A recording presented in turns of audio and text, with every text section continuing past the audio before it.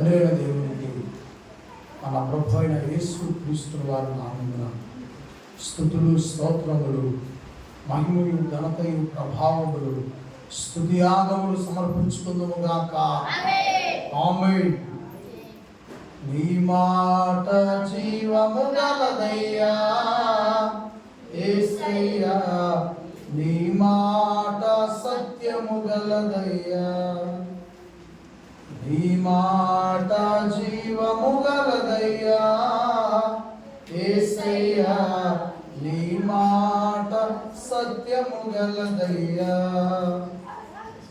నీ మాట మార్పు లేనిదయ్యా యేసయ్యా, నీ మాట మర్చిపోనిదయ్యా. ఏది మారినా నీ మాట మారదయ్యా, ఏది ఆగినా నీ మాట జరుగునయ్యా. ఏది మారినా నీ మాట మారదయ్యా, ఏది ఆగినా నీ మాట జరుగునయ్యా. నీ మాట జీవము గలదయ్యా యేసయ్యా, నీ మాట సత్యము గలదయ్యా. యేసుక్రీస్తు వారి మాట, ఆయన వాక్కు చాలా బలమైనది, జీవాత్మైనది, మనల్ని జీవింపు శక్తి కలిగినటువంటి మాట అయింది కదా. ఈ వాక్యమును మనము నేర్చుకునే దానికి ముందుగా ప్రార్థన చేసుకొని మనం దయగలిగిన మాకంటుంది మాటలను వినుచుంటారు. కుమారుడు ద్వారా ఈ మాటలను నేర్చుకోవడానికి జ్ఞానమును వివేకమును అందరికీ అనుగ్రహించి పరిశుద్ధాత్మ వారి ద్వారా గ్రహింపును, ఆయన ద్వారా అర్థమయ్యేటువంటి జ్ఞానమును మాకు యేసు వారి నామముని ప్రార్థనలు ఏర్పరుచున్నాము తండ్రి. కూర్చోండి, దయచేసి కూర్చోండి. మనము జీవంపై దాడి అనేటువంటి పాఠమును కొనసాగుతున్నాము. జీవంపై దాడి అనే పాఠము కొనసాగింపులో మనము యోహాను సువార్త 8వ అధ్యాయము 44వ వచనం నుంచి ఈరోజు నేర్చుకుంటాము. దయచేసి అందరూ కూడా యేసు క్రీస్తు వారు ఈ భూమి మీద ఉన్నప్పుడు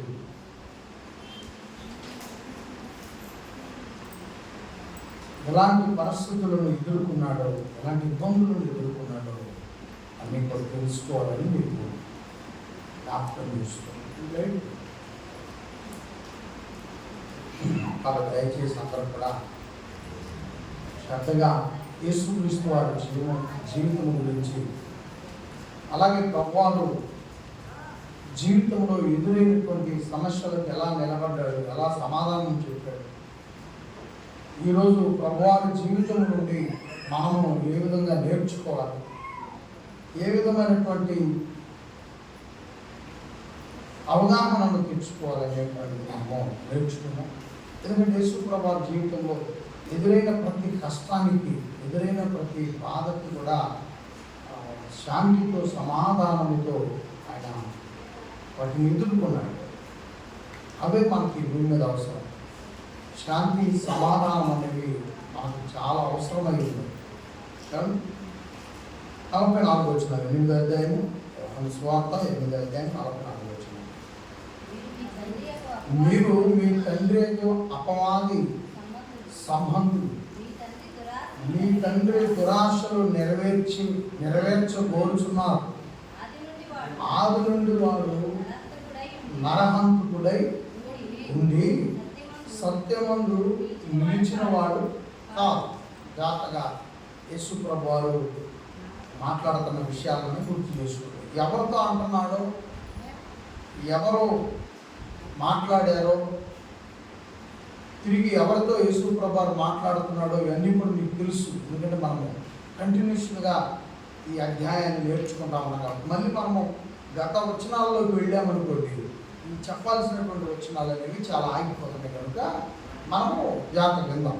ఇక్కడ మీ తండ్రి ఆశలే మీరు నెరవేర్చేవారై ఉన్నారు అని ఒక మాట యేసు ప్రభువారు 41వ వచనంలో మాట్లాడాడు. ఒకసారి చూస్తారా ఆ మాట? చూడండి. మీ తండ్రి క్రియలే చేయుచున్నారని యేసు ప్రభువుని ఎదిరించేవారు, యేసు ప్రభు అంటే నచ్చని వారు, యేసు ప్రభుపై దాడి చేయాలని చూస్తున్న వారికి చెప్పిన మాట ఇది. అర్థం చేసుకోండి. యేసు ప్రభు అంటే నచ్చని వారు, యేసు ప్రభు వారు అంటే మరి ఇష్టపడని వారు, యేసు ప్రభుని ద్వేషించి దూషించే వారితో యేసు ప్రభు చెప్పిన మాట, మీ తండ్రి ఆశలే మీరు నెరవేర్చాలని చూస్తున్నారు అని. ఇక్కడ ఎవరు ఆ తండ్రి అంటే మనం పొరపడతాం. ఇక్కడ విషయం ముందుకు రాలేదు, ముందుకు కొనసాగింపు వచ్చినా మనం చదవలేదు అనుకోండి. మీ తండ్రి అంటే వాళ్ళకి అప్పటికే తండ్రి ఎవరు? మా తండ్రి ఎవరని చెప్పుకుంటున్నారు వాళ్ళు? అబ్రహాము మా తండ్రి అని చెప్పుకున్నారు పై వచనాల్లో. అబ్రహాముకు తండ్రి యెహోవా దేవుడు. కాబట్టి యెహోవా దేవుడు ఇష్టాలే మీరు నెరవేరుస్తున్నారు.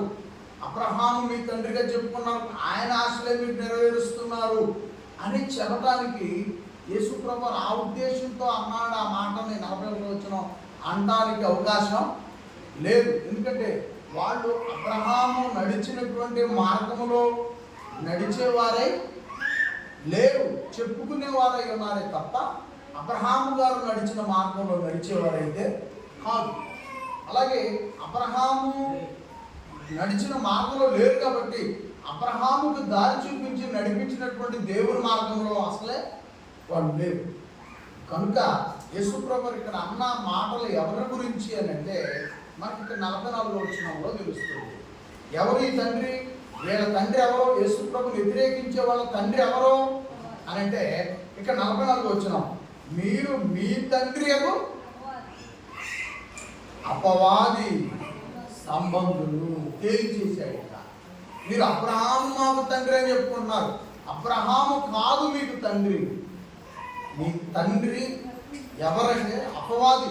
మీరు ఎవరు స్వాధీనంలో ఉన్నారంటే అపవాది స్వాధీనంలో ఉన్నారు అని యేసు ప్రభువు వాళ్ళకి భయపడకుండా చెప్పేశారు. యేసుక్రీస్తు వారి ప్రసంగంలో మొక్కమాట లేని ప్రసంగం. యేసుక్రీస్తు వారి ప్రసంగంలో భయం లేని ప్రసంగం.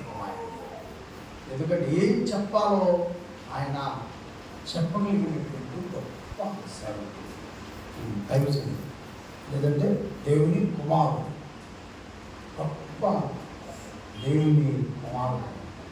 ఎందుకంటే అలా చెప్పకపోతే ప్రజలు నష్టపోతారు. అలా చెప్పకపోతే ప్రజలు అగ్నిగుండానికి వెళ్ళిపోతారు. ఇలా చెబితే వాళ్ళు తిరిగి మారుమనసు పొందుతారనేది యేసుక్రీస్తు యొక్క ఉద్దేశం తప్ప వారిని కించపరిచి దూషించాలని కాదు. ఎందుకంటే కించపరిచి దూషించే వాళ్ళైతే యేసు ప్రభువు ఏం చెప్పాడు శిలువ మీద? అమూల్యమైన మాట జ్ఞాపకం చేస్తాను. ఆయనను చిత్రహింసలుగా కొడుతూ రక్తం కారేంత వరకు కూడా మరి కొడుతూ ఆయన నడవలేక పడిపోతే ఆ సిలువను మరలా ఎత్తుకోమని, పడిపోయిన సిలువను భుజాన్ని వేసుకోమని వారు కొట్టేవాళ్ళకి రప్పొచ్చిందాక క్రీస్తుని కొడుకునేవారు. అయినప్పుడు యేసుక్రీస్తు నిలబడి తండ్రితో చెప్పిన అమూల్యమైన మాట, తండ్రి దేవుడితో చెప్తున్నాడు, పరలోకంలో ఉన్న తండ్రితో చెప్తున్నాడు, తండ్రి వీళ్ళేమి చేయించున్నారో వీళ్ళు వెలుగులు కనుక క్షమించు. ఆ రోజు కొడుతుంటేనే క్షమించమన్న యేసు ప్రభువు ఇక్కడ రోడ్డు మీద నడుస్తూ మాట్లాడుతున్నాడు. మాట్లాడుతున్న వాళ్ళని అనవసరంగా దూషిస్తాడా? కొడుతున్న వాళ్ళనే క్షమించమన్న ప్రభు మాట్లాడుతూ వ్యతిరేకిస్తున్న వాళ్ళని యేసు ప్రభు విషయం గురించి మనం మాట్లాడితే ఆయన దూషిస్తాడా? ఆయన కోపగించుకుంటాడా? అందుకు కాదు ఈ మాట చెప్పింది. వాళ్ళు మారు మనసు పొందాలి. వాళ్ళు ఎవరు స్వాధీనంలో ఉన్నారో పూర్తిగా తెలిసినటువంటి మనిషి యేసుక్రీస్తు. ఇశ్రాయేలీయులు ఎవరి స్వాధీనంలో ఉన్నారు? యూదులు ఎవరి స్వాధీనంలో ఉన్నారు?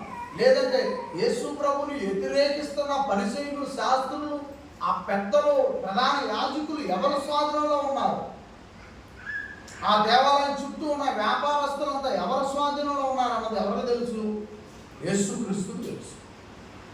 ఇప్పుడు ఆ విషయాన్ని మీ చుట్టూ జరిగే ఒక సందర్భాన్ని మీకు జ్ఞాపకం చేస్తాను. ఇంకొక కొడుకున్నాడు, వివాహం చేశాం. ఆ కొడుకు చుట్టూ 3 డాన్లు ఉంటారు. ఒక కొడుకు చుట్టూ ఎంతమంది డాన్లు ఉంటారు? 3 డాన్లు.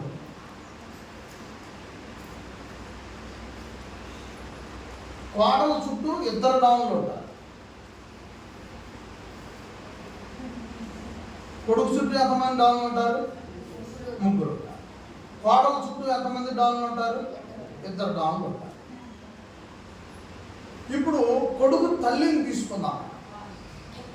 కొడుకు తల్లి ఆలోచిస్తా ఉంది, కొడుకు భార్య స్వాధీనంలో ఉన్నాడా, వాళ్ళ అత్తగారి మాటల్లో ఉన్నాడా, తల్లినైనటువంటి నా మాటల్లో ఉన్నాడా? రిపోర్ట్ ఇవ్వగలిగేదా లేదా? స్వచ్ఛమైన రిపోర్టు ఇవ్వగలుగుతా లేదా తల్లి? భార్య డాన్ చేతిలో ఉన్నాడా, అత్తనే డాన్ చేతిలో ఉన్నాడా, తల్లినే డాన్ చేతులు? వీళ్ళే డాన్లు, వీళ్ళే. తల్లి ఒక డాన్. నా స్వాధీనం ఉన్నా, నేను 20 ఏళ్ళు పెంచి పెద్ద చేశా, నా అనుసంధానం ప్రతి పర్మిషన్ నన్ను అడగాల, ప్రతి రూలు నన్ను అడగాల. డాన్లే వీళ్ళు అనుకుంటుంది. అది ప్రేమ అనుకో, డాన్ అనుకో. కానీ మరి అక్కడ అత్తగారు ఏమనుకుంటుంది? మా అల్లుడు, నా కూతురు నా స్వాధీనంలో ఉండాలనుకుంటుంది. ఆడపడ్డాను. ఇప్పుడు భార్య ఏమనుకుంటుంది? వాళ్ళ అమ్మ జోలిపోవద్దు, మా అమ్మ జోలిపోవద్దు, వాళ్ళ మాటలు నువ్వు వినవద్దు, అసలు నా స్వాధీనంలో ఉండు, మన ఇద్దరం ఒకటి కాబట్టి అని ఏమనుకుంటాను. ఇప్పుడు ఎవరి స్వాధీనంలో ఉన్నారన్నది ఇక్కడ మన కళ్ళ ముందే మన ఎదుటే తెలిసిపోద్ది. ఎక్కువగా ఎవరు చెప్పేదాన్ని తీసుకుంటున్నారన్నది అర్థమైపోతుంది. ఏది మనిషి అయిన నీకే, మనుషులు అయిన మనకే అర్థమైపోతుంది. ఇప్పుడు జాగ్రత్తగానండి. ఇప్పుడు యేసుక్రీస్తు వారు దైవతనయుడు, యేసు ప్రభుని వ్యతిరేకిస్తున్న వాళ్ళు, యేసు ప్రభుని నచ్చన వాళ్ళు అబ్రహాము దేవుడు అని చెప్పుకుంటున్నారు, అబ్రహాము దేవుడు మా దేవుడు అని చెప్పుకుంటున్నారు. అప్పుడు అబ్రహాము మా తండ్రి, అబ్రహాము మా తండ్రి అని చెప్పుకుంటున్నారు, అబ్రహాము దేవుడు మా దేవుడు అని చెప్పుకున్నారు. ఇప్పుడు యేసుక్రీస్తు వారికి వీళ్ళు అబ్రహాము మా తండ్రి అని చెప్పుకుంటూ అబ్రహాము స్వాధీనంలో ఉన్నారా లేదనే తెలుసుదా లేదా? అబ్రహాము మా తండ్రి అని చెప్పుకుంటూ అబ్రహాము చేసిన క్రియలు చేయనటువంటి వ్యక్తులుగా యేసు ప్రభుని వ్యతిరేకించే ఈ ప్రజలు ఉన్నారు.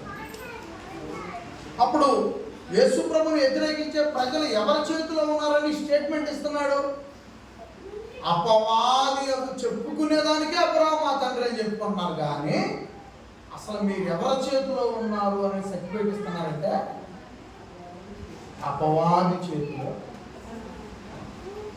అపవాది చేతిలో యేసు ప్రభు క్లియర్గా చెప్పేది, అపవాదే మీకు తండ్రి. మీరు అబ్రహాము దేవుని చేతిలో కానీ, అబ్రహాము చేసిన క్రియల క్రమంలో కానీ, చెప్పుకోవటమే కానీ చేసేటువంటి పనుల్లో అయితే లేరు అని క్లియర్గా యేసు ప్రభు స్టేట్మెంట్ ఇచ్చారు.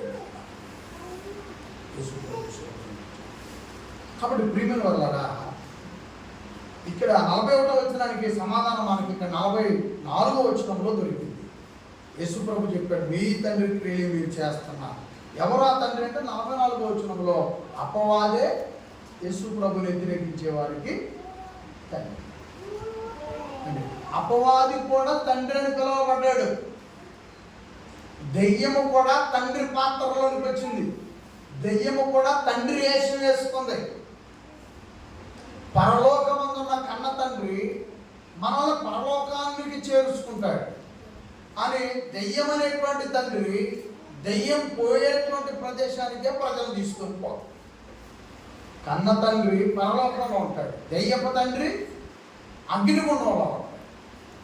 కాబట్టి భూమి మీద పిలువబట్టడానికి మాత్రమే పనికొస్తుంది, కానీ స్వర్గానికి లేదా పరలోక రాజ్యానికి తీసుకొని వెళ్ళాలంటే దెయ్యానికి అవకాశమే లేదు. గుర్తుపెట్టుకోండి. నెక్స్ట్ మనం చూస్తాము, యేసు ప్రభువు ఏం చెప్తున్నాడంటే, ఆది నుండి వాడు నరహంతకుడై ఉండి సత్యమందు నిలుచువాడు కాడు, వాని యందు సత్యమే, దెయ్యము యందు సత్యమే, అపవాది యందు సత్యమే లేదు. వాడు అబద్ధమాడునప్పుడు తన స్వభావమును అనుసరించి మాట్లాడు. వాడు అబద్ధికుడును అబద్ధమునకు జనకుడునై ఉన్నాడు. అబద్ధమునకు జనకుడునై ఉన్నాడు. అక్కడ పుట్టోట్లో 2 వేసి ఉంది చూడండి, చిన్న ఇంకా 2 వేసి ఉంది. అక్కడ జనకుడు అన్న దగ్గర 2 వేసి ఉంది. చదువుకున్న పిల్లలందరూ గమనించండి. ఆ 2 దగ్గర కింద మధ్యకి దగ్గర సెంటర్ కిందికి వచ్చేస్తే అక్కడ 2 అన్న దగ్గర అబద్ధానికి జనకుడునై అని చూడండి. అబద్ధానికి, సాతానుడుకున్న పేరులో అబద్ధానికి జనకుడు. సాతానుడికి యేసు ప్రభు అపవాది, సాతాను, అబద్ధానికి జనకుడు అనే పేర్లు ఉన్నాయి. కాబట్టి ఇక్కడ యేసు ప్రభు ఒక మాట ప్రస్తావిస్తున్నాడు. ఏమనంటే, ఆది నుండి వాడు నరహంతకుడై ఉంది. ఆది నుండి నరహంతకుడై ఉంది. ఈ మాట చాలా మంచి పాఠమును సిద్ధపరచవచ్చు. ఈ మాట తయారు చేస్తాను. ఆది నుండి నరహంతకుడు అనే పాఠాన్ని సిద్ధం చేస్తాను. అప్పుడు సిద్ధం చేసి మంచి మీటింగ్ ఒకటి ఏర్పాటు చేసి బోధిస్తాను. సరే, రైట్, ముందుకు వెళ్దాం. ఎందుకంటే ఆ విషయాలన్నీ ఇప్పుడు చెప్పుకుంటూ వెళ్ళాలంటే చాలా టైం పడుతుంది. కాబట్టి మన ముందు కొన్ని వచనాలు ఉన్నాయి. ఈ 15 వచనాలు కూడా మనం నేర్చుకొని ఈరోజు 8వ అధ్యాయాన్ని ముగిద్దామండి. 45వ వచనం, నేను సత్యమునే చెప్పుతున్నాను కనుక మీరు నన్ను నమ్మరు, నా యందు పాపమున్నదని మీలో ఎవరు స్థాపించును? నేను సత్యము చెప్పిన ఎడల, సత్యము చెప్పుచున్న ఎడల మీరెందుకు నన్ను నమ్మరు? దేవుని సంబంధి అయిన వాడు దేవుని మాటలు వినును. మీరు దేవుని సంబంధులు కారు కనుకనే మీరు వినరని చెప్పారు. ఇక్కడ అపవాది సంబంధులు, దేవుని సంబంధులు.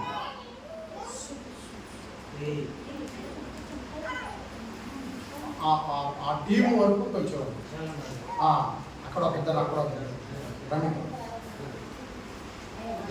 ఎందుకంటే విందాం, జాగ్రత్తగా విందాం. ఇక్కడ యేసు ప్రభువు వారు 2 గ్రూపులుగా విడగొట్టి ఉన్నాడు. ఒక గ్రూపు నాశనమునకు వెళ్ళేటువంటి గ్రూపు సాతానుడి గ్రూపు, మండుతున్న అగ్నిగుండంలోకి వెళ్ళే గ్రూపు సాతానుడి గ్రూపు, పరలోకానికి వెళ్ళే గ్రూపు, నిత్య జీవానికి వెళ్ళే గ్రూపు దేవుని సంబంధులు. మీరు దేవుని సంబంధులు కారు కనుకనే మీరు వినరని చెప్పారు. దేవుని సంబంధులైన వారు యేసుక్రీస్తును ప్రేమిస్తారు. దేవుని సంబంధులైన వారు దేవుని వాక్యం ఎక్కడుంటే అక్కడికే చేరుకున్నారు. 47వ వచనంలో మనం విషయాలు చూస్తాము. దేవుని సంబంధమైన వాడు 47, దేవుని సంబంధి అయిన వాడు దేవుని మాటలు వినును. మీరు దేవుని సంబంధులు కారు కనుకనే మీరు వినరని వారితో వివరిస్తా ఉన్నాడు. 48, అందుకు యూదులు, నీవు సమరయుడును దెయ్యము పట్టిన వాడవును అని మేము చెప్పు మాట సరియే కదా అని యేసు ప్రభుతో చెప్పారంటండి. స్టేట్మెంట్ ఇస్తున్నారబ్బా వాళ్ళంతా. అంతా కూడా జాగ్రత్తగా నువ్వు సమరయుడు అని యేసు ప్రభుకి ఏం పేరు పెట్టారు? సమరయుడు. సమరయుడు అంటే అప్పటికి వాళ్ళ దృష్టిలో ఏముందో, అసలు సమరయులు అంటే ఎవరో నేను 4 అధ్యాయాలు చెప్పాను, మళ్ళీ అక్కడ పోలేను. నేను 4 అధ్యాయం దగ్గరకు నేను వెళ్ళలేను.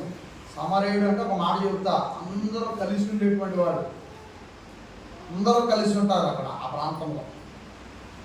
కానీ సమరయులు అంటే గిట్టంది ఎవరికి? యూదులకు గిట్టదు, వాళ్ళని అసలు దగ్గరకు రానియరు. అందుకని యేసు ప్రభుని ఆ గిట్టన ప్రజలలో గెలిపేస్తున్నారు. నువ్వు సమరయుడివి, మేము నిన్ను అసలు అంటాం ముట్టాం, నువ్వు కొట్టుకునే ఆ విధంగా ఇడగొట్టేస్తున్నారు. లోకంలో ఉన్న పరిస్థితులు అవే కదా. అంతేకాదు యేసు ప్రభు వారికి ఒక పేరు పెడుతున్నారు. ఏం పేరు అది? దెయ్యం పట్టినవాడు. యేసు ప్రభు వారు అంటే దెయ్యం పట్టినవాడు. యేసు ప్రభు వారికి దెయ్యం పట్టుందా? ఆయనకు దెయ్యం పట్టుందా?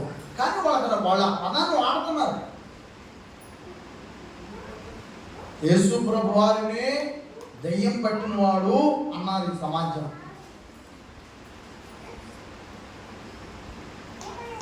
కానీ యేసుక్రీస్తు అంటే ఏంటో యేసుక్రీస్తుకు తెలుసు. యేసుక్రీస్తు ఎంతటి వాడో వాళ్ళు చెప్పే ఆ దెయ్యాలకే బాగుగా తెలుసు. ఇంకో మాట చెప్పారంటే దెయ్యాలు యేసుక్రీస్తుని వేడుకుంటాయి. మనం సమాధుల దగ్గర మనం చూస్తాం, దెయ్యాలు గుంపులు గుంపులుగా యేసుక్రీస్తుని వేడుకుంటాయి. అయా మమ్మల్ని పాతాళానికి పంపించొద్దు. ఎందుకంటే పాతాళానికి పంపిస్తే దెయ్యం యొక్క చివరి లైఫ్ ఫైనల్ యొక్క పాతాళానికి పంపిస్తే, కాబట్టి మమ్మల్ని ఆ పందుల్లో పంపించమని యేసు ప్రభుని దెయ్యాలు ఏం చేసినాయి? వేడుకున్నాయి. దెయ్యాలు లోపడ్డాయి, దెయ్యాలు వదిలిపెట్టిపోయాయంటే ఇక దెయ్యాలకు ఇతను అధిపతి, దెయ్యాలు ఇతనిలో ఉంటాయి. ఎప్పుడు కూడా ఇతని దగ్గర దెయ్యాలు ఉంటాయి. వాళ్ళు అనుకుంటున్నారు దెయ్యాలు వెళ్ళిపో అని అంటే పంపిస్తాయి అంటే మాటకే, దూరం నుండి చెప్పిన మాటకే వెళ్ళిపోతుంది. దగ్గరకు వచ్చే అవకాశం ఉంటుందా? మాలటోడి దగ్గరకు రావాలంటే అవకాశం ఉంటుందా? మాలటోడి దగ్గరకు రావాలంటే సీన్ లేదు ఈ భూమి మీద. అవి ఇక మమ్మల్ని చూసినా తొలటమే. మేము మాట ఎత్తితే మంట పుట్టి వెళ్ళిపోవటమే. వాటికి వణుకు, మంట అలమరిగిపోవటమే అవి. ఇక మా సామాన్యుడైనటువంటి మనుషులమైన మమ్మల్ని ఏర్పరచుకొని వాక్యపు శక్తితో నింపినటువంటి క్రీస్తు మమ్మల్ని వాక్యపు శక్తితో నింపిన మాలాంటి వాళ్ళను చూసే, యేసు ప్రభు యొక్క వాక్కు మాలో ఉందని చూసే దెయ్యాలు రాకపోతే, మా మాట ఎత్తేనే అవి గడగడ వణికి గెజగెజ తన్నుకుంటే మా దాకే రాని దెయ్యాలు యేసుక్రీస్తులు అనుకుంటాయా? ప్రభువులో ఉంటాయా? నేను అడుగు పెట్టిన ఇంట్లో ఆల్రెడీ ఉన్న దెయ్యం కూడా గిలగిల గిలగిల పేపరు, న్యూస్ పేపరు కసులు ఉడిచినప్పుడు, ఇల్లు బాగు చేసినప్పుడు వంటెత్తమే నిప్పు, పేపర్కి నిప్పు అంటే ఏమైపోతుంది? చూస్తున్న గోడదైపోతుంది. మాలంటి వాడి పాదము ఆ గృహంలో మోపినా, ఆ పొలంలో మోపినా, ఆ గొర్రెల మేకల దొడ్డుల్లో మోపినా, నువ్వు ఉంటున్న ఏ ప్రదేశంలో మోపినా, అప్పటికి రెడీగా ఉన్నటువంటి దెయ్యం కాలు పెట్టడంతో నిప్పట్టుకూడదు, గోడదైపోతాడు. మాట్లాడే ప్రసక్తే లేదు అసలు. నువ్వు నమ్మినా నమ్మకపోయినా మేము వస్తే జరిగేది అదే. అవి సమూహాలుగా తిరుగుతూ ఉన్నాయి. నువ్వు లేనప్పుడల్లా సంధి చేసుకొని జరబడతాయి. నీ వెంట నువ్వు అనేక ప్రదేశాలకు వెళ్తావు. నువ్వు పోయి వచ్చే ప్రతి ప్రదేశంలో కూడా అవి నాట్యం ఆడుతూ ఉన్నాయి.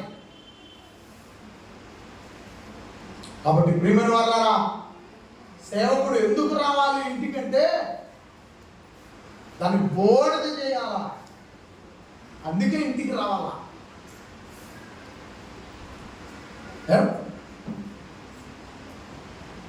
ఎందుకంటే దురాత్మల సమూహాలు ఆకాశ మండలమందు తిరుగుతున్నాయి. నువ్వు ఎటు వెళ్తే, ఏ ప్రాంతానికి వెళ్ళినా ఆ సమూహాలు తిరుగుతూ ఉన్నాయి. వాటికి నిప్పు పెట్టేవాడే దేవుని వాక్యం ఉన్న సేవకుడు. వాటికి నిప్పు పెట్టేవాడు. అలాంటి గొప్ప దైవజనుడు, గొప్ప దేవుని కుమారుడు. అర్థం కాని లోకం దాడి, నువ్వు దెయ్యం పట్టిన వాడివని దాడి చేస్తున్నాడు. జీవం పైన ఏందంట దాడి అండి. జాగ్రత్త గమనించారు. 49 వచ్చిన యేసు, నేను దయ్యము పట్టిన వాడను కాను, నా తండ్రిని కనపరచు వాడను. చూడండి యేసుక్రీస్తు వారు ఎలా సమాధానం ఇస్తున్నారో. మీరు నన్ను అవమానపరుచుతున్నారు, నేను నా మహిమను వెతుకటలేదు. వెతుకుచు తీర్పు తీర్చుచుండువాడు ఒక్కడు కలడు, ఒకడు నా మాట గైకొని ఎడల వాడెన్నడును మరణము పొందడని మీతో నిశ్చయముగా చెప్పుచున్నానని ఉత్తరం ఇచ్చాను. ఒకటే నిర్ణయం, యేసుక్రీస్తు వారి నిర్ణయం, నా మాట నమ్ము, నువ్వు రెండవ మరణమైన అగ్నిగుండానికి వెళ్ళవు. ఇదే యేసుక్రీస్తు వారు చెప్తున్నా. నువ్వు మరణం పొందవని అంటే ఈ లోకంలో చచ్చిపోవా మేమనే అనుకుంటున్నారు వాళ్ళు. అంటే ఈ లోకంలో మమ్మల్ని చంపకుండా చేస్తావా, ఇప్పుడు నిన్ను చంపితే నువ్వు కాపాడుకుంటావా అని ఇది యేసుక్రీస్తుపై దాడి. నీ పక్కన ఉన్నవాడిని చంపుతాం, ఆయన చంపకుండా ఆపు. లేదా పలానా ఊళ్ళో ఒక వ్యక్తి చనిపోయాడు, ఎందుకు చనిపోయాడు నువ్వు ఎడన్నాగా, ఇది యేసుక్రీస్తుపై దాడి. యేసుక్రీస్తు వారు చెప్పేది ఏంటంటే, నన్ను నమ్ము, ఈ లోకంలో చనిపోయినా మండుతున్న అగ్నిగుండం అనేటువంటి మరణంలోనికి నువ్వు వెళ్ళవు, అక్కడి నుంచి తప్పిస్తానే నిన్ను, ఆ గుండంలో పడకుండా నిన్ను నిత్య జీవానికి వెళ్ళేటువంటి గొప్ప అవకాశం నేను కల్పిస్తా. యేసుక్రీస్తు చెప్తున్నాను, యేసుక్రీస్తు చెప్పిన సత్యం.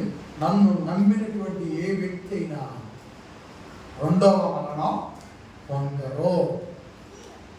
ఈ లోకంలో 70-80 ఏళ్ళు జీవితం ఏదైనా పలు కారణాలు ఉంటాయి. ఈ దేహానికి దెబ్బలు తగలటానికి, ఈ దేహానికి దెబ్బలు తగలటానికి 100 కారణాలు ఉన్నాయి మన చుట్టూ. ఏదని చెప్పమంటావు, పొయ్యి అని చెప్పమంటావా, కరెంట్ అని చెప్పమంటావా, సేవలు పోవని చెప్పమంటావా, రోడ్డు మీద యాక్సిడెంట్లు అని చెప్పమంటావా, నీళ్ళల్లో ప్రమాదాలు అని చెప్పమంటావా, ఏం చెప్పమంటావు, 100 కారణాలు ఉన్నాయి ఈ శరీరాన్ని దెబ్బతీసేవి. కానీ ప్రియమైన వాళ్ళ ఆత్మను దెబ్బతీసేటువంటి ఒకే ఒకటి ఉంది, అగ్నిగుండం. జీవాత్మను, నన్ను నిన్ను బతికిస్తున్న జీవాత్మ, నీకు నాకు ఫీలింగ్లు చూపిస్తున్న జీవాత్మ ఉంది.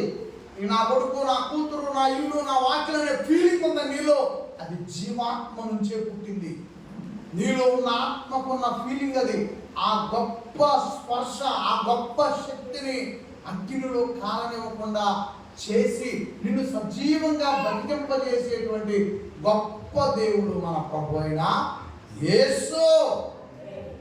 అక్కడి నుంచి నేను తప్పిస్తానంటున్నాడు. నువ్వు ఎలాగైతే భూమి మీద సజీవం ఉన్నావో, నువ్వు మంటల్లో అగ్నిగుండమనే వేగంలో పడకుండా నిన్ను సజీవమైన పరలోక రాజ్యములో నీ ఆత్మను సురక్షితంగా తండ్రి వద్దకు చేరుస్తానంటున్నాడు యేసు ప్రభువా.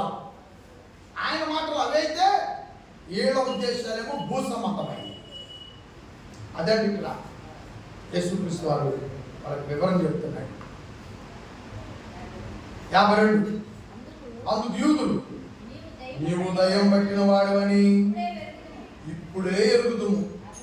అబ్రహామును ప్రవక్తలను చనిపోయి అయినను ఒకడు నా మాట గైకొనిన ఎడల వాడు ఎన్నడను మరణము రుచి చూడరని నీవు చెప్పుచున్నావు. కాబట్టి అర్థమైపోయింది కదండి, ఇక్కడ అర్థమైంది కదా విషయం. నేను 51వ వచనంలోనే ఎవరని చెప్పారు. వాళ్ళు ఏంటంటే భూ సంబంధమైనటువంటి మరణం గురించి ఆలోచిస్తున్నారు. యేసు ప్రభు చెప్పిన మరణము రెండో మరణం. భూ సంబంధమైన మరణం గురించి వాళ్ళు ప్రశ్న కూడా అడుగుతున్నారు. నువ్వు నిజంగా దయ్యం పట్టింది నీకు, అసలు అబ్రహాం ఇక్కడే పుట్టాడు, చచ్చిపోయాడా లేడా, ఫలానా వాళ్ళు ఇక్కడే పుట్టారు, చచ్చిపోయారా లేదా, మా తాత ఇక్కడే పుట్టాడు, చచ్చిపోయాడా లేదా, నువ్వు మరణం రాకుండా చేస్తానంటే నీకు దయ్యం పట్టింది నిజంగానే. వాళ్ళు భూ సంబంధమైన మరణం గురించి భయపడేవాళ్ళు కాబట్టి భూ సంబంధమైన మరణం గురించే మాట్లాడుతున్నారు. యేసు ప్రభు వారేమో భూ సంబంధమైన మరణం వస్తుంది, కానీ రెండవ మరణం ఉంది, అగ్నిగుండం. దాని నుంచి తప్పించేవాడే నేను తప్ప లేదు. కాబట్టి దయచేసి అబ్రహాము భూ సంబంధమైన మరణం పొందాడు, కానీ దేవునికి ఇష్టమైన వాడిగా ఉండటం వల్ల రెండో మరణం తప్పించుకున్నాడు. రెండో మరణం తప్పించుకున్నాడు ఆయన ఎవరు? అబ్రహాము గారు అనటానికి రుజువే లోకస్వార్త 15-16 అధ్యాయం. లోకస్వార్త 15-16 అధ్యాయంలో లాజరు, పేదవాడైన లాజరు చనిపోగానే పరదేశంలో ఉన్న అబ్రహాము రమ్మున కౌగిలించు మనకు సాక్ష్యం చెప్తుంది బైబిల్. అంటే వీళ్ళు లోక సంబంధమైన భూలోక సంబంధమైన మరణము పొందినటువంటి అబ్రహాము, భూలోక సంబంధమైన మరణం పొందిన అబ్రహాము రెండవ మరణాన్ని తప్పించుకున్నాడని యేసు ప్రభు వారే మనకు చెప్పాడు. ఇప్పుడు అబ్రహాము గారికి రెండవ మరణం లేదు, అది తప్పిస్తాను నేను అని చెప్తున్నాడు యేసు ప్రభు. అబ్రహాము తప్పించుకున్నాడు, మిమ్మల్ని కూడా నేను తప్పిస్తాను, నా మాట నమ్మండి, నన్ను విశ్వసించండి అని అంటే వాళ్ళ పోకడకి హద్దులే లేవు. తర్వాత వచ్చిన చూద్దాం 53.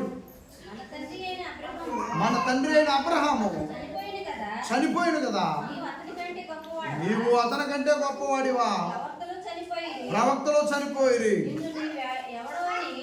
నిన్ను నీవు ఎవడవని చెప్పుకొనుచున్నావు ఆయన అడిగింది. అందుకు యేసు నన్ను నేనే మహిమపరుచుకునే ఎడల నా మహిమ ఒట్టిది, మా దేవుడని మీరు ఎవరిని గురించి చెప్పుచున్నారో ఆ తండ్రి నన్ను మహిమపరచుచున్నాడు. మీరు ఆయనను ఎరగరు, నేను ఆయనను ఎరుగుదును. ఆయనను ఎరుగునని నేను చెప్పిన ఎడల మీ వలె నేనును అబద్ధికుడునై ఉందును గాని నేను ఆయనను ఎరుగుదును.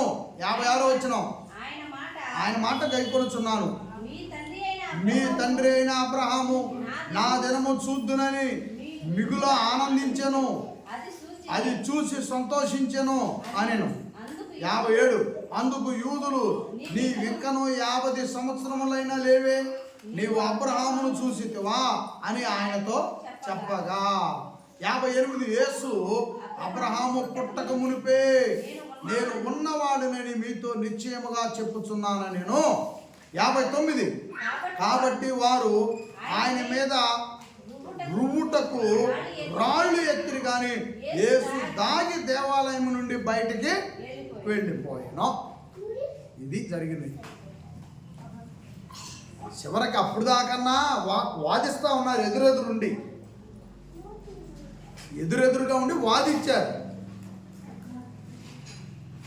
ఎదురెదురుగా ఉండి వాదించుకున్నారు. అప్పుడు దాకా వాళ్ళు అడుగుతున్నారు, యేసుప్రభు చెబుతున్నారు, వాళ్ళు అడుగుతున్నారు. కానీ ఇక్కడ అబ్రహాము గారి విషయంకి వచ్చేసరికి యేసు ప్రభు వారు చెప్పిన మాటలకి వాళ్ళకి ఇంకా ఇంకా ఇంకా ఇంకా కోపం కట్టలు తెంచుకొని వచ్చిందంటారు చూడండి. ఆ మాదిరికి వచ్చింది వాళ్ళ కోపం. ఎందుకు అంత కోపం వచ్చిందంటే యేసు ప్రభు పైన ప్రభువారు అబ్రహాము కంటే నువ్వు గొప్పవాడివా అని వాళ్ళు అడిగారు. యేసు ప్రభు ఏం చెప్పారు? అసలు నేను ఈ భూలోకానికి వస్తే చూసి ఆయన సంతోషించాలని నా కోసం ఎంతో ఎదురు చూశాడు అని చెప్పాడు యేసు ప్రభు. ఎందుకంటే యేసు ప్రభు వారు వస్తాడని ఈ లోకానికి అబ్రహాంకి ఆ రోజుల్లోనే తెలుసు. నేను ఉండంగానే వస్తే బాగుండని ఆయన ఎంతో ఆశపడ్డాడు. కానీ ఆయన ఉన్నప్పుడు యేసు ప్రభు రాలేదు. ఇసాకు కాలానికి యేసు ప్రభు రాలేదు. మరి యాకోబు కాలానికి యేసు ప్రభు, మోషే కాలానికి యేసు ప్రభు, యేసోబు కాలానికి యేసు ప్రభు రాలేదు. ఏమండి పిల్లరా, యేసు ప్రభు వారు చాలా తరాలు అయిపోయిన తర్వాత వచ్చాడు యేసుక్రీస్తు. కనుక ఎంతోమంది ఈ పూర్వం ఉన్న భక్తులందరూ కూడా మా తరంలో యేసుప్రభు వారు వస్తే బాగుండని ఎదురు చూశారు. అప్పుడు రాలేదు, ఆయన తండ్రి పంపించలేదు. ఎప్పుడైతే అవసరమైందో మరియమ్మ గారు జీవిస్తున్న కాలంలో, మరియమ్మ గారు సజీవంగా మంచి కన్యగా పవిత్రురాలుగా ఉంటున్న రోజుల్లో యేసు ప్రభువుని తండ్రి పంపించాడు. కాబట్టి యేసు ప్రభు వారు ఈ లోకంలో మరియమ్మ గారు గర్భంలోనికి రాకముందే అబ్రహాము గురించినటువంటి చరిత్ర అంతా ఎవరో తెలుసు, ఇసాకు గురించిన చరిత్ర అంతా ఎవరో తెలుసు, యాకోబు గురించిన చరిత్ర అంతా ఎవరో తెలుసు, యేషోబు గురించిన చరిత్ర అంతా ఎవరో తెలుసు, మోషే గురించిన చరిత్ర అంతా ఎవరో తెలుసు, యెహోషువ గురించిన చరిత్ర అంతా ఎవరో తెలుసు, యేసు ప్రభువుకు తెలుసు. ప్రభు పరలోకంలో ఉండి ఇవన్నీ చూస్తున్నాడు, భూమి మీద ఉన్నాయని.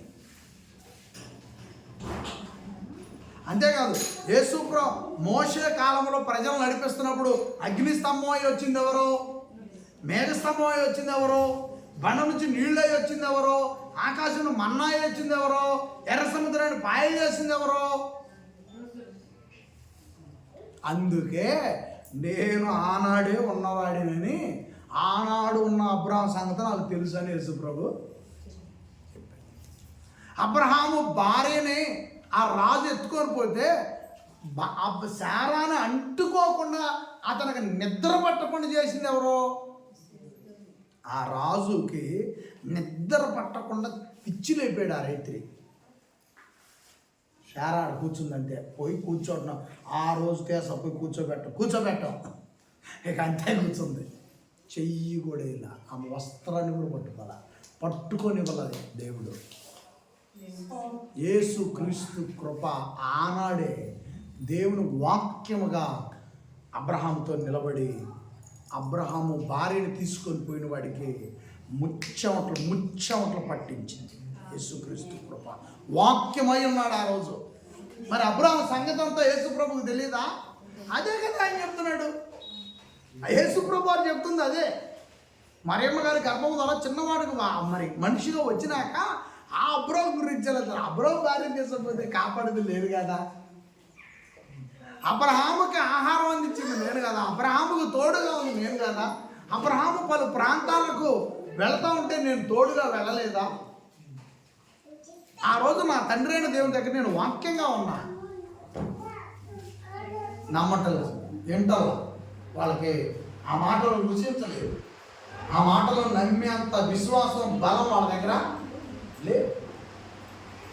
అందుకనే అప్పుడు ఏం చెప్పాడంటే యేసు ప్రభు, నీవు అబ్రహామును చూసివా?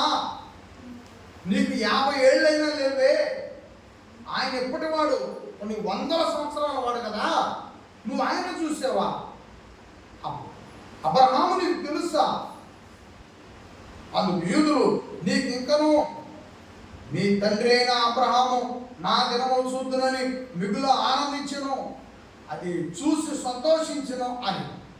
27 అందుకు యూదులు, నీవింకనో 50 సంవత్సరములైనా లేవే, నీవు అబ్రహామును చూసితివా అని ఆయనతో చెప్పగా. 58 యేసు, అబ్రహాము పుట్టక మునిపే నేను ఉన్నవాడినని మీతో నిశ్చయముగా చెప్పుచున్నాను నేను. ఆమె చెప్పండి అందరూ. యేసు ప్రభువారి చప్పలు పట్టండి అందరూ, బలముగా చప్పలు పట్టి ప్రభు నామాన్ని కనపరచండి. దేవునికి మహిమ కలుగునుగాక. అందుకే నేను ఫస్ట్ నుంచి కూడా చెప్తున్నా, తండ్రి ఎప్పటి నుంచి ఉన్నాడో క్రీస్తు వారు కూడా అప్పటి నుంచే ఉన్నాడు. తండ్రి ఎప్పటి నుంచి ఉన్నాడో పరిశుద్ధాత్మ వారు కూడా అప్పటి నుంచి ఉన్నారు. వారు మధ్యలో యాడైన వాడు కాదు. తండ్రి ఎప్పుడైతే స్వయం గౌడుగా ఉన్నాడో, మహాశక్తిగా తండ్రి ఉన్నాడో, ఆ శక్తిలో నుండి యేసుక్రీస్తు వారు పరిశుద్ధాత్మ వారు వచ్చి ఉన్నారు. మీరు ఆ శక్తిలో నుండి వచ్చారు. దేవదూతలు ఆ శక్తిలో నుండి రాలేదు, ఆ శక్తి ద్వారా సృష్టించబడ్డారు. దేవుని శక్తి ద్వారా దేవదూతలు సృష్టించబడ్డారు. ఆ శక్తిలో నుంచి రాలేదు. ఆ శక్తిలో నుంచి దేవదూతలు రాలేదు, కానీ ఆ శక్తిలో నుండి ఆదాము వచ్చాడు. ఆ శక్తిని ఆదాముకి ఇచ్చాడు. దేవదూతలకు దేవదూతలను సృష్టించారు. దేవదూతలను కలుగమని పలికారు. కానీ ఆదామును మాత్రము సృష్టించి ఆ శక్తిని, జీవాన్ని అతను లోపలేశాడు. కాబట్టి ప్రియమైన వాడు, ఇప్పుడు చెప్పండి, తండ్రి అయిన దేవుడు శక్తిమంతుడు. ఆ మహిమా తేజంలో నుండి వచ్చినవాడు యేసుక్రీస్తు వాడు. తండ్రిలో నుండి వచ్చినవాడు పరిశుద్ధాత్మ వాడు. తండ్రి జీవమును పొందుకొని వచ్చినవాడు అబ్రహాం గారు, ఆదాము గారు. వాళ్ళ ద్వారా వచ్చిన వాళ్ళనే ఇప్పుడు తండ్రి అయిన దేవుని జీవం యేసుక్రీస్తు, తండ్రి అయిన దేవుని జీవం పరిశుద్ధాత్మారు. తండ్రి అయిన దేవుని జీవం పోసాడు. తండ్రి అయిన దేవుడు జీవం పోసాడు. ఎవరికి? ఆదాము గారికి. ఆ జీవాన్ని పంచుకుంటూ పుట్టుకుంటూ వచ్చాం మనం. దేవునికి మహిమ కలుగునుగాక. ఆ జీవము మనలోనికి వస్తూ మనల్ని పుట్టిస్తూ నేటికి ఈ వారసులంతా, ఈ చిన్నపిల్లలు, ఆడపిల్లలు, మగపిల్లలంతా ఆ జీవములో పాలివారే. ఆ జీవము నుండి వచ్చిన వారే. తండ్రి అయిన దేవుని జీవము నుండి పిల్లలంతా ఉద్భవించిన వారు. జన్మకు తల్లిదండ్రులు ఉన్నారు, జీవానికి తండ్రి అయిన దేవుడు. కాబట్టి అప్పుడు వాళ్ళు అడుగుతున్నారు, చివరి మాటకు ఒక మాట చెప్పి నేను ముగిస్తున్నా. అప్పుడు వాళ్ళు అడుగుతున్నారు, నువ్వు అబ్రహాము కంటే నువ్వు గొప్పవాడివా, నువ్వు పెద్దవాడివా అని చెప్పేసి వాళ్ళు అంటున్నాడు. అప్పుడు యేసు ప్రభువు ఏమంటున్నాడు? యేసు, అబ్రహాము పుట్టక మునిపే నేను ఉన్నానని మీతో నిశ్చయముగా చెప్పుచున్నానని నేను. అప్పుడు 59 వాళ్ళకి ఆ మాట తర్వాత ఇక పట్టలేని కోపం వచ్చింది. అబ్రహాము పుట్టక ముందే నువ్వు ఉన్నావా?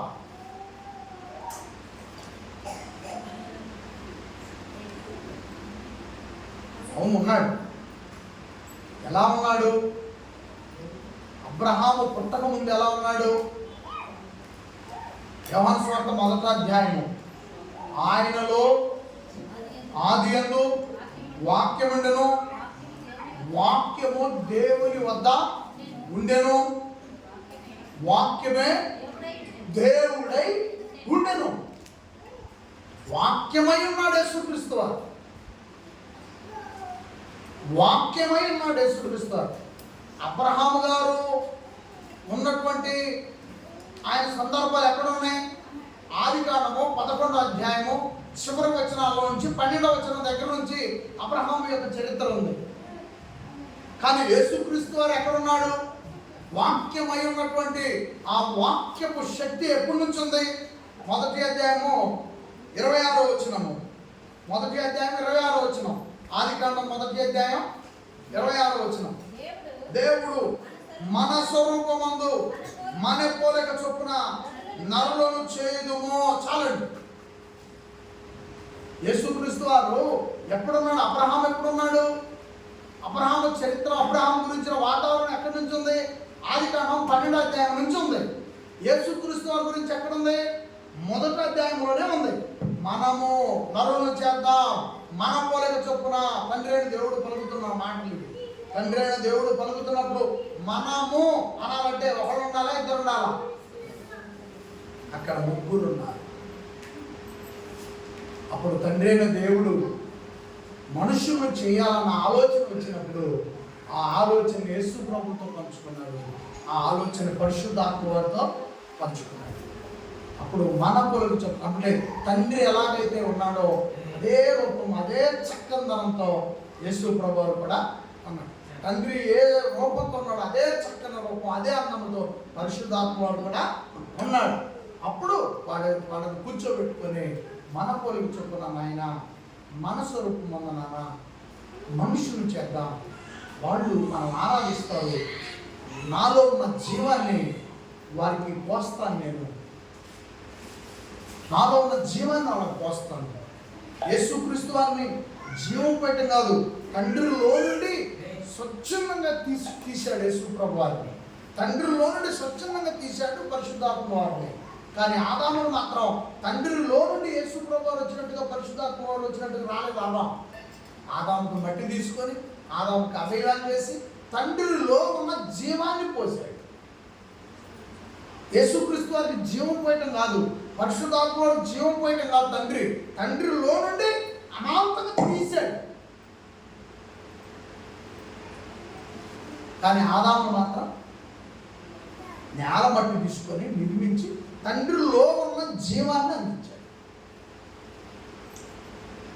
కాబట్టి ప్రియమైన వారు, అబ్రహాము కంటే కూడా యేసుక్రీస్తు, అబ్రహాము 12వ అధ్యాయంలో ఆయన జీవిత చరిత్ర, యేసుక్రీస్తు గురించి ఆదికాండం 1వ అధ్యాయం 26వ వచనంలోనే మన పోలిక చొప్పున మన స్వరూపం అన్న మాట దగ్గరే యేసుక్రీస్తు వారు అన్నాడు.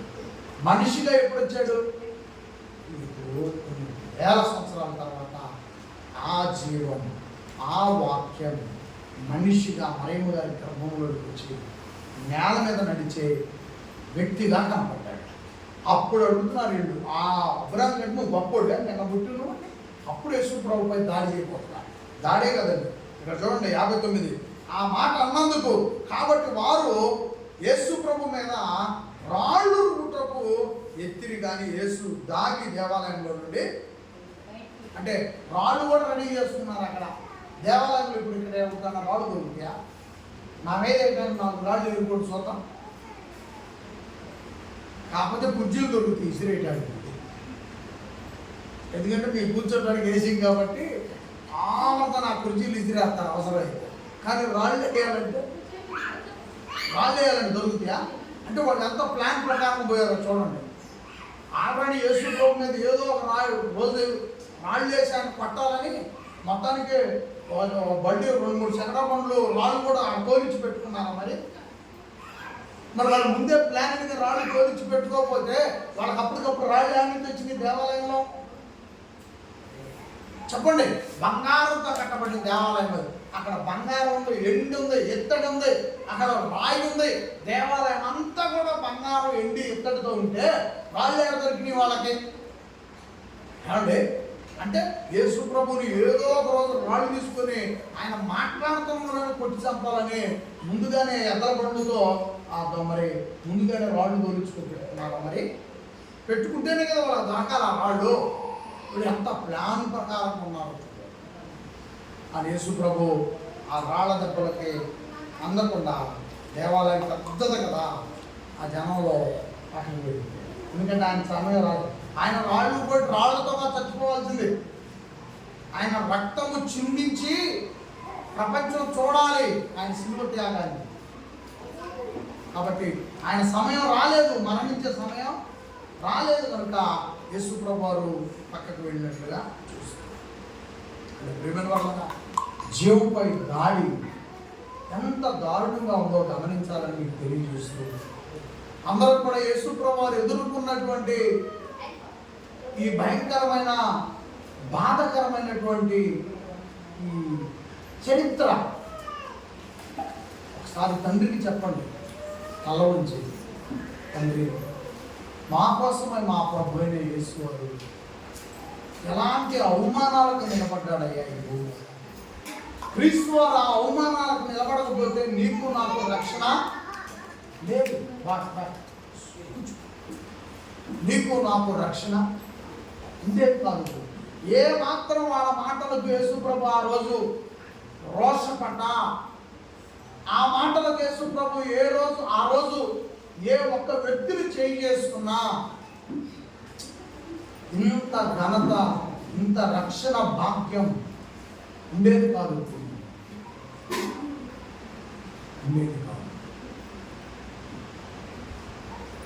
కాబట్టి దయచేసి అందరూ కూడా ఆలోచించండి.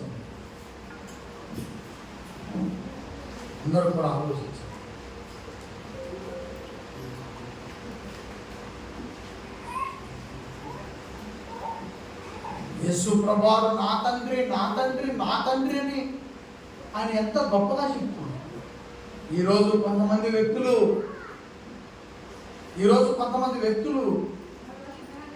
యేసు ప్రభువారు తండ్రికి పుట్టినవాడు కాదు అని మాట్లాడుతూ ఉన్నారు. మాకు అర్థమైంది, మా పరిశోధనలో అర్థమైంది అని పెద్ద పెద్ద చదువులు చదివినటువంటి వాళ్ళు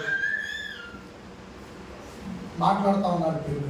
యేసు ప్రభు వారు తండ్రికి పుట్టలేదు, ఆయనంతటికి ఆయనే ఉన్నవాడు. ఏమండి, ఇప్పుడు మనం ఇక్కడ చర్చి కట్టుకున్నాం. ఈ బిల్డింగ్కి మనం ఫౌండేషన్ వేసి, పిల్లర్స్ పోసి, భీములు వేసి, వాటర్తో బిళ్ళలు కట్టి, దర్వాజులు, కిటికీలు అన్నీ పెట్టుకున్నాం. ఇది మొదటి బిల్డింగు. రెండో బిల్డింగు తనంతటా తానే ఏర్పడుద్దా, మనం కట్టాలా? రెండో బిల్డింగు కట్టాలా, తనంతటా తానే ఏర్పడుద్దా? యేసుక్రీస్తు వారు తనంతటా తానే ఉన్నవాడు, స్వయంభవుడు అని చెప్తున్నారు. ఇప్పుడు రెండో బిల్డింగ్ తనంతటా తాను ఏర్పడుద్దా? పైన కట్టాలి. తండ్రి మాట్లాడుతూ ఉంటాడండి. తండ్రి మాట్లాడుతూ, నా కన్న కొడుకే ఈరోజు నాకు గౌరవం తీసుకొచ్చి పెట్టాడాను, నా కన్న కొడుకు అని ఎవరు మాట్లాడుతున్నారు? తండ్రి మాట్లాడుతున్నాడు. ఇప్పుడు నిజంగా జన్మనిచ్చింది, గర్భం దాల్చింది తల్లి, ప్రసవించింది తల్లి. అంటే మీకు అర్థం కాదు. కన్నది ఎవరు? కానుక ఎవరిది? తల్లిది. కానీ తండ్రి ఏం చెప్తున్నాడు? నా కన్న కొడుకు అంటున్నాడు. కానుక తండ్రికి అయిందా? ఏమండి, కంటేనేనా? కానుక అయితేనేనా కొడుకు అవుతుడు? తండ్రి ఏం చెప్తున్నాడు? నా కన్న కొడుకు అంటున్నాడు. అంటే ఆ హక్కు, అర్హత అతను జన్మని కానుక ద్వారా ఆ బిడ్డకి జన్మని తండ్రి ఇవ్వకపోయినా, తండ్రిలో నుండి శుక్రకణము తల్లిలోనికి వెళుతుంది. కాబట్టి ఈ లోక సంబంధమైన తండ్రి నా కొడుకు, నా కన్న కొడుకు అని మాట్లాడతాడు. అంటే యేసుక్రీస్తు వారిని తండ్రి కన్నాడా?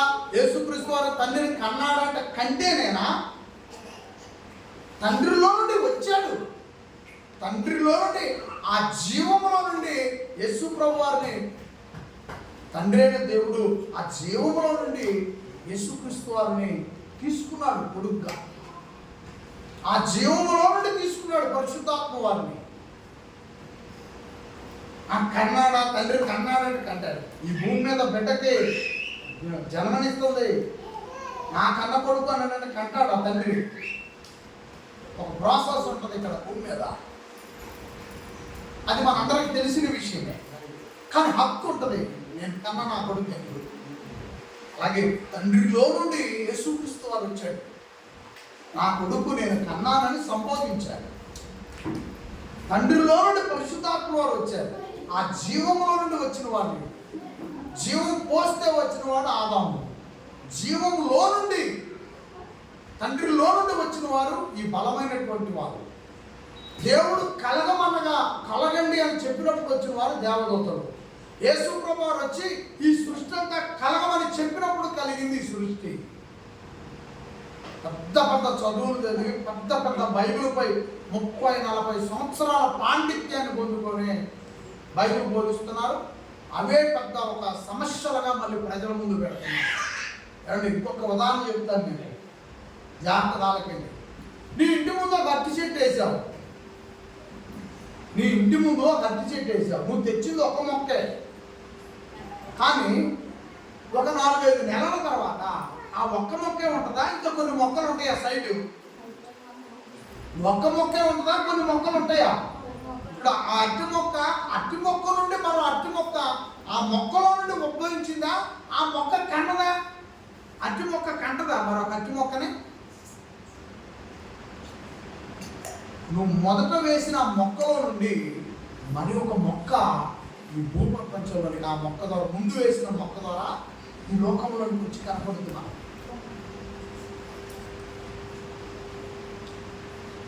ఈ ప్రకృతిలోనే ఉంది కదా మనకి ఒక నిదర్శనం.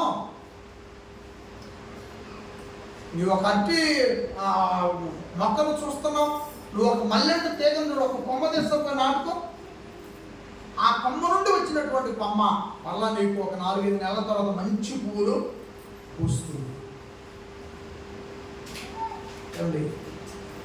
ఏమి ఈ లోకంలో డిగ్రీలు, ఈ లోకంలో లేకపోతే ఏ భాషలో, ఇంగ్లీష్ భాషలో, హిందీ భాషలో రానటువంటి మనకే కన్న తండ్రి యొక్క క్రమం స్పష్టంగా అర్థమవుతుంది. దీనికి సవాళ్ళు, దీనికి 2 నిమిషాలు, రకరకాలైనటువంటి పరిస్థితులు భూమి మీద కనపడతాం. మనమైతే స్పష్టంగా బైబిల్ గ్రంథమే మనకు ఆధారం. మనము ఎవరెవరో ఏదో నేర్పితే వాళ్ళు నేర్పిందని మనం తీసుకోవాల్సిన అవసరం లేదు. మనకు పూర్తి ఆధారాలు బైబిల్లో ఉన్నాయి, పరిశుద్ధ గ్రంథంలో ఉన్నాయి. కాబట్టి మన కన్న తండ్రి అయిన దేవునిలో నుండి వచ్చిన వారు యేసుక్రీస్తు వారు, మన కన్న తండ్రి అయిన దేవునిలో నుండి వచ్చిన వాడు పరిశుద్ధాత్మ వారు. మన దేవుడు, మన తండ్రి అయిన దేవుడు కలగమనగా కలిగిన వారు దేవదూతలు. మన తండ్రి అయిన దేవుడు ఆలోచన చేసి యేసు ప్రభు వారికి, పరిశుద్ధాత్మ వారికి చెప్పుకొని ఆదాము నిర్మాణము జరిగిద్దామని చెప్పుకొని తండ్రిలో ఉన్న జీవం పోసినప్పుడు కలిగిన వాడి మనిషి ఆదాములో నుండి తీసి ఆదాములో ఉన్నటువంటి జీవాన్ని అవ్వలోనికి వాళ్ళిద్దరిని కూడా భార్యాభర్తలుగా ఏర్పాటు చేసి మీరు పిల్లలను కానండి, ఈ జీవం కొనసాగింపుగా మీలో ఉంటుందని దేవుడు ఆశీర్వదిస్తే ఆ ఆశీర్వాదంలో భాగమే ఈ మందిరంలో కూర్చున్న మనమంతా, ఈ గ్రామంలో ఉన్న ప్రజలంతా. నిజం ప్రేమిని వర్గారా, ఇది స్పష్టమైనటువంటి బైబిల్ గ్రంథంలో ఉన్న తండ్రి సంకల్పం. కాబట్టి ఎవరైనా వచ్చి రకరకాలైనటువంటి బోధలు చెప్పి రకరకాల రెఫరెన్సులు చూపించి మీ జ్ఞానం కంటే మా జ్ఞానం గొప్పది, నువ్వు ఈ విషయాలు తెలుసుకుంటేనే పరలోకానికి వెళ్తారు, లేకపోతే పారు. ఏమండి, ఏ మనిషి కూడా ఈ లోకంలో పరలోకానికి తీసుకొని పోలేరు. ఏ మనిషి ఎన్ని రకరకాల రెఫరెన్సులు చూపించినా పరలోకానికి తీసుకొని వెళ్ళలేరు. మన ప్రభు అయిన యేసుక్రీస్తును నమ్మి ఆయన చెప్పింది వినటమే మనము పరలోకానికి వెళ్ళే అర్హత సంపాదించుకుంటాము. మన ప్రభు అయిన యేసు వారు చెప్పాడు, పరలోకంలో నాకు తండ్రి ఉన్నాడు, నా తండ్రి నన్ను పంపించాడని చెప్పాడు. తండ్రి పంపించాడు, మనం నమ్ముతున్నాం. యేసు ప్రభు వారికి తండ్రి ఉన్నాడు, మనం నమ్ముతున్నాం. యేసు ప్రభు వారు నా తండ్రి అని పిలిచాడు, మనం నమ్ముతున్నాం. పరిశుద్ధాత్మ వారిని తండ్రిని వేడుకొనగా తండ్రే పంపించాడు పరిశుద్ధాత్మ వారిని. యేసు ప్రభు చెప్పాడు, నేను వెళ్ళి తండ్రిని వేడుకుంటాను, అప్పుడు తండ్రి దగ్గర ఉన్నటువంటి పరిశుద్ధాత్మ వారు ఈ లోకానికి వస్తాడు, మిమ్మల్ని బలపరుస్తాడని చెప్పాడు. అప్పుడు యేసు ప్రభు వారు వెళ్ళి తండ్రిని వేడుకోగా పరిశుద్ధాత్మ వారు వచ్చారు. ఆయన ఇప్పుడు ఈ భూమి మీదే ఉన్నాడు. యేసు ప్రభు వారు 2వ రాకడ వరకు ఆయన ఇక్కడే ఉంటాడు. మనం నమ్ముతున్నాం. యేసు ప్రభు చెప్పాడు ఇవన్నీ. ఇంకా ఏ గొప్ప సేవకుడు, ఏ కొమ్ములు తిరిగిన సేవకుడు, ఏ ₹1 కారులో వచ్చిన సేవకుడు, ఆయన తరపున వచ్చిన ప్రతినిధులు మనకి ఏది నేర్పాల్సిన అవసరం లేదు. 66 పుస్తకాలు మీ అందరి చేతిలో ఉన్నాయి. పరిశుద్ధాత్మ దేవుని సహాయం నాతో ఉంది. మన ప్రభు అయిన యేసుక్రీస్తు వారు ఇచ్చిన సత్యమైన వాక్యం ఈ 66 పుస్తకాల్లో మనకు నేర్పిస్తూ ఉంది. మనం ఇలాగ నేర్చుకొని ఇలా చనిపోతే పరదేశిని చూస్తాం. యేసు ప్రభు మనకు అర్హత ఇచ్చాడు. తప్పు చేయకుండా బతకండి అంటే. పొరపాట్లు లోకంలో తిరుగుతున్నాయి, వాటి జోలి పోకుండా బతకండి. ప్రేమ కలిగిన మా తండ్రి, దయ కలిగిన మా తండ్రి, మీ కుమారుడైన యేసు ప్రభు వారి నామమున స్తోత్రములు స్తుతులు చెల్లించు తండ్రి. పరిశుద్ధాత్మ సహాయం బట్టి ఆయన మాతో ఇప్పటి వరకు ఉండి అర్థం చేసుకునే మనస్సు వారికి, చెప్పే విధానం నాకును ఆయన ఎంతో సహాయం చేసిన విధానాన్ని బట్టి స్తోత్రములు చెల్లించుకుంటాను. మేము మా ప్రభు అయిన యేసు వారి నామమును ఇక్కడ చేరుకున్నాం. దేవా, మా ప్రభు అయిన యేసు వారి భూమి మీద బతికినప్పుడు ఆయన ఎదుర్కొన్నటువంటి సమస్యలు, ఆయన మీదే రాళ్ళు రువే పరిస్థితి ప్రజలు తెచ్చుకున్నారు అంటే క్రీస్తు చెప్పిన సత్యమును వాళ్ళు ఆ రోజు జీర్ణించుకోలేకపోయారు, అంగీకరించలేకపోయారు. నా తండ్రి, నా తండ్రి అని యేసు ప్రభువారి లోకంలో ఉన్నప్పుడు పొట్టకలాంటి నా ప్రభు చెప్పిన మాటలు మేము కించపరచలేము. ఆయన మీ కుమారుడు, మేము 100కు 1000% యేసు ప్రభువారు మీ కుమారుడని నేను నమ్ముతున్నాను.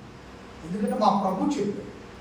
తండ్రి మేము మిమ్మల్ని చూడలేదు, మా ప్రభు మాటలోనే మిమ్మల్ని చూసామన్న ఆనందాన్ని మేము కలిగి ఉన్నాం. పరిశుద్ధాత్మ దేవుని సహాయం, మా రాజు కృపను, సంఘమైనటువంటి మా అందరితో నడిపించారు. తండ్రి మీరు మాతో ఉన్నారని, మీ దయ మాతో ఉన్నదని, మీ దయగలిగిన చూపు మాతో ఉన్నదని మేము మనసారా మా ప్రభువుని బట్టి విశ్వసిస్తా ఉన్నాం, ఇష్టపడతా ఉన్నాం. తండ్రి మీ కుమారుడైన ఈ మా రాజు కృప మాతో ఉందని మేము నమ్ముతున్నాం, విశ్వసిస్తున్నాం.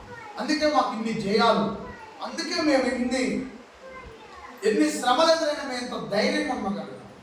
మా ప్రభు మాతో ఉన్నబట్టే పంట పొలాలు వర్షాలకు ఇబ్బంది అయినప్పుడు కూడా విశ్వాసంతో ధైర్యంతో ఉన్నాం. నష్టపోయిన చోట 1000 రెట్లు మా ప్రభు అయిన యేసు మాకు ఇస్తాడన్న విశ్వాసముతో ఉన్నాం. దేవా, పరిశుద్ధాత్మ దేవుడు ఉన్నాడు, మమ్మల్ని ఓదార్స్తున్నాడు, బలపరుస్తున్నాడు. వర్షాలను బట్టి, నష్టపోయే పంటలను బట్టి మీరు దిగులు పడొద్దనే ధైర్యపరుస్తున్నాడు. ఎందుకంటే 100% నుండి 1000% ఇవ్వగలిగినటువంటి యేసుక్రీస్తు వారి కృప ఉంది. తండ్రి అయిన దేవుడు ఉన్నాడని పరిశుద్ధాత్మ వారు మమ్మల్ని ప్రేరేపిస్తున్నాడు, ఒప్పిస్తున్నాడు. మేము ధైర్యంగా ఉన్నాం, విశ్వాసము కలిగి ఉన్నాం. దేవా, మీరే లేకపోతే మాకు ఇలాంటి పట్టుదల ఉండదు. మా ప్రభు యేసు వారు లేకపోతే మాకు ఈ పట్టుదల ఉండదు. పరిశుద్ధాత్మ వారు లేకపోతే మేము కృంగి కృషించిపోతాం. కాబట్టి వారు ఉండబట్టే మేము ఈరోజు సంతోషముగా ఎన్ని ఇబ్బందులైన పరిస్థితులు ఎదుర్కొని ధైర్యముగా ఊపిరితో సజీవంగా దేవాలయంలో కూర్చొని మిమ్మల్ని ఆరాధిస్తూ ఉన్నాం. తండ్రి, మా ప్రభు అయిన యేసు వారి పైన జరిగిన దాడి, అయినా మా ప్రభు అయిన యేసు వారు ఆ దాడికి ఎదురు నిలబడి చెప్పిన సమాధానం, ఆ ధైర్యంతో మమ్మల్ని నింపమని కోరుకుంటూ, దేవా స్తోత్రములు స్తుతులు చెల్లించుకుంటూ మీ బిడ్డలన్న ఈ వాక్యమును అనవసరమైన ఆలోచనలతో పోగొట్టుకోకుండా మా ప్రభు పైన రాళ్ళు విసిరితే ఆయన ధైర్యంగా నిలబడ్డాడు. మా ప్రభు పైన రాళ్ళు విసిరిపోతే ఆయన పక్కకు తొలిగాడు. అలాగే ఈరోజు పత్తి పంటలో కుటుంబంపై రాళ్ళు విసిరిపోతున్నాయి, కాయలు కుళ్ళిపోయి ఓర్చుకున్నాం. రకరకాల పంటలు రాళ్ళు విసిరినట్టు చేస్తున్నాయి, ఓర్చుకున్నాం. ప్రభు దేవాలయంలో పక్కకు వెళ్ళినట్టుగా చూస్తున్నాం. అలాగే పత్తి పంట కానీ, మరొక పంట కానీ ఏ పంట అయినా నష్టపరిచేటువంటి రాళ్ళేశ్వరాలను చూస్తే దేవా ఓర్పు, మా ప్రభు ఏ విధంగా ఓర్చుకొని పక్కకి వెళ్ళాడో తర్వాత ఎంత ఘనత వచ్చిందో. అలాగే ఈ పంటల విషయంలో, కుటుంబాల విషయంలో, పిల్లల విషయంలో, చదువుల విషయంలో, ఆర్థిక ఇబ్బందుల విషయంలో, అప్పుల విషయంలో, డాక్టర్ల విషయంలో ఏ విధమైనటువంటి నష్టం అనే రాళ్ళు కుటుంబం పైన, వ్యక్తుల పైన, పిల్లల పైన, పశువుల పైన, గొర్రె మేకల దుఃఖితుల ఇస్రాలను చూస్తే ఓర్పు అనేటువంటి తగ్గింపుతో ఒక్కసారి అలా పక్కకు తప్పుకుంటే దేవా ఆ తదుపరి పొందుకునే ధన్యత, ఆ తదుపరి ఆ ఓర్పు ద్వారా, ఆ పక్కకు తొలగిన దాని ద్వారా పొందుకునే ఆశీర్వాదములు, దీవెనలు, వాక్యము ద్వారా కలిగే దీవెనలు, వాక్యము వినటం వలన, పాటించడం వలన, అర్థం చేసుకోవటం వలన వచ్చే ఆశీర్వాదములు, దీవెనలు, మేలులు 30 60 100 ఉన్నవే.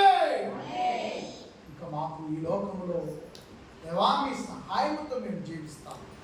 ఆ నమ్మకంతో కృతజ్ఞతాస్తుతులు చెల్లించుకుంటూ యేసు ప్రభువారి నామమున ప్రార్థన అడిగి వేడుకొనుచున్నాము తండ్రి.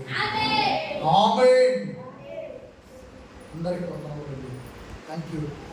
ఆ చక్కని దేవుని వాక్యమును అందించే, మీతో పంచుకునే అవకాశం నాకు మీరంతా కూడా కల్పించినందుకు నేను ఎంతో సంతోషపడుతూ ఈ మాటలు మీకు వివరించాను. చక్కగా మనం కూడా అనేక ఆటంకాలైన పరిస్థితుల్లో మనము యేసుక్రీస్తుని జ్ఞాపకం చేసుకొని, ఇది ఆటంకం, ఇక్కడ మనకు కష్టం అనుకున్న కాడ మనకు మనమే కోపాన్ని కానీ, విసుగును కానీ, బాధను కానీ వ్యక్తపరచుకోకుండా నాకు అర్థమైంది ఏంటంటే కొంచెం పక్కకు వెళ్ళిపోతే యేసు ప్రభువు పక్కకు వెళ్ళిపోయాడు. అలా పరిస్థితులకి కొద్దిగా మనం పక్కకు వెళ్తే ఆ తర్వాత గొప్ప ఘనత దేవుడు మనకి ఇస్తాడని నేను నమ్ముతున్నాను. అండ్ మీరు కూడా ఈ మాటల్ని జీవితంలో పాటించాలని, ఆ పరిస్థితులు ఎదురైనప్పుడు ఈ విషయాలు గుర్తుకు తెచ్చుకోవాలని కోరుకుంటూ, నాలో కూడా ఈ మాటలు ఉండాలని మీరు ప్రార్థించండి. మీలో కూడా ఈ మాటలు ఉండాలని నేను కూడా ప్రార్థిస్తాను.